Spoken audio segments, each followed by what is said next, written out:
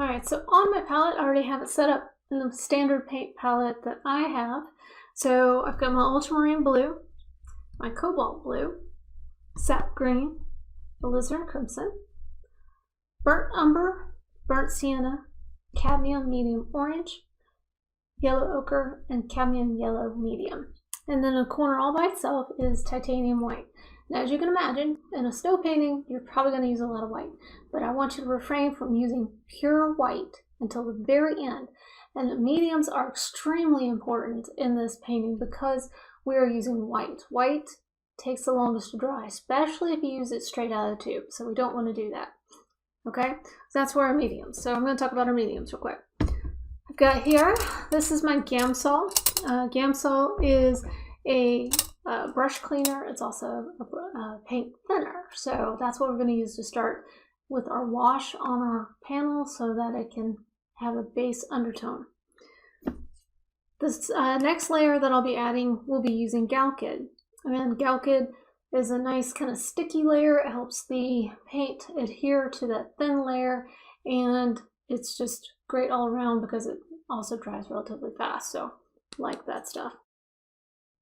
As we progress in our painting, we're going to be using a little bit of Neo Magilt to really add in some glazes to refine the look and feel of and the depth of some of the snow banks.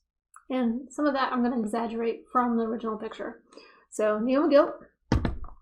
And then what's going to be extremely important for the very end is this solvent-free gel. And the solvent-free gel, what we're going to use that for is we're going to combine it with the paint to create the texture that we're looking to have with the snow. You know, that nice fluffy look. This will accomplish that. The solvent-free gel will help accomplish that kind of brush stroke thickness and allow the paint to dry fast. Okay, so those are our mediums that we're going to be using. All right, so I'm going to put some of these on my palette. I'm not ready for the solvent-free gel yet, so I'm just going to put that one aside. I am going to be ready for the Galkyd, so I'm going to add a little bit of Galkyd. And a little goes a long way.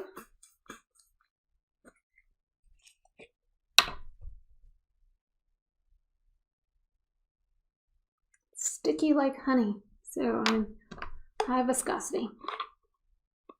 All right, so you go ahead and get your palette set up, and if you don't already have your sketch sealed, go ahead and seal that. You can wait for it to dry while you watch the next segment, and then actually do the next segment. All right, here we go.